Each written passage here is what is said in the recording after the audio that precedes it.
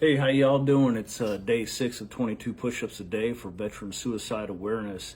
Over the past couple days, I've been talking about how a returning warrior needs to be able to share their story with the community in order to share the burdens of war with them.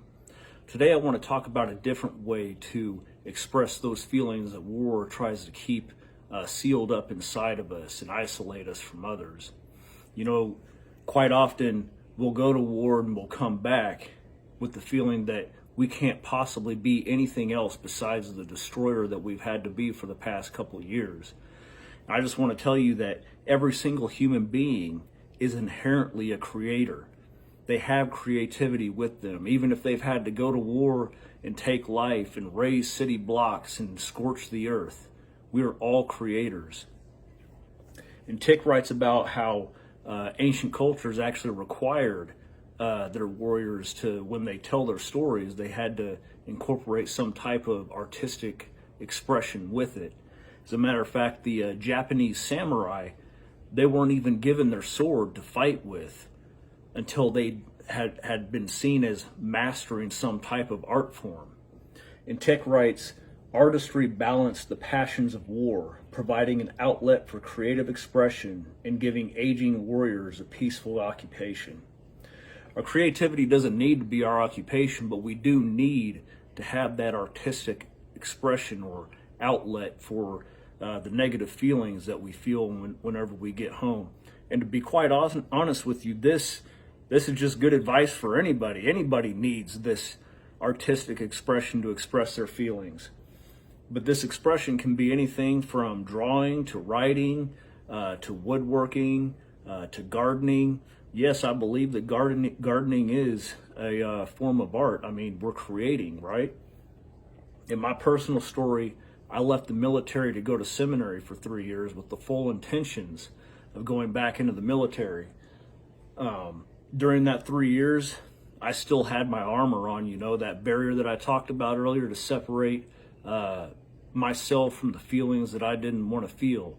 But the Navy didn't take me back, and I quickly realized that I needed to figure out who I was. I needed to figure out what my new identity was, because for decades, I'd ignored my inner artist because I was too busy being a husband. I was too busy training with the military, being a father to my children, deploying, and being a war maker.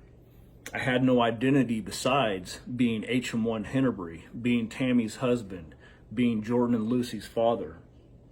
At that point in time, I knew that I had to embark on a journey to figure out who I was apart from anyone else or anything else, even the Navy.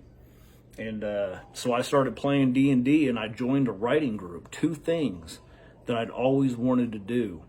And so soon enough, I was crafting D&D terrain, I was writing stories, I was writing poems, and I eventually even started woodworking. So now I am a storyteller for D&D. I am an author, and I am a poet, and I'm a woodworker as well. All of these are outlets from my experiences in war. And the characters in my stories, they're all just a little bit me, and they tell a little bit of my story. I'll talk a little bit more about the artistic expression tomorrow. My friend Hanada gave me this book called The Artist's Way, A Spiritual Path for Higher Creativity by Julia Cameron. And in this book, you know, it just kind of shares about how to explore your artistic self, you know, how to find it, what are the things that you want to do. We'll talk about that a little bit tomorrow.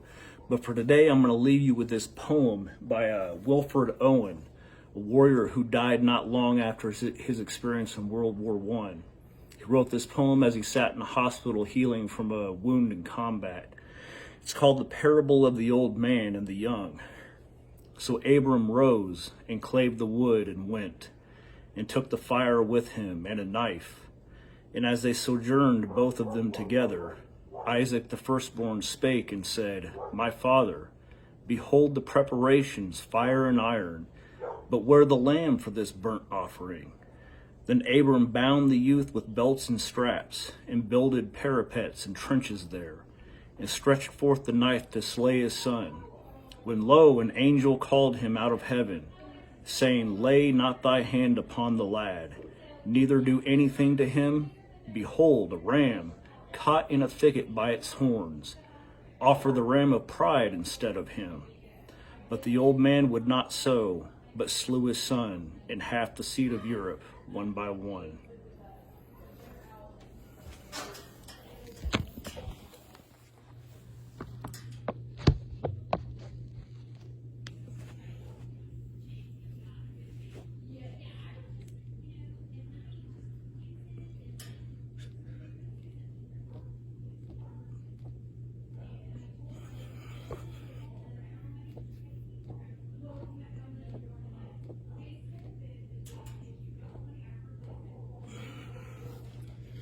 Y'all take care.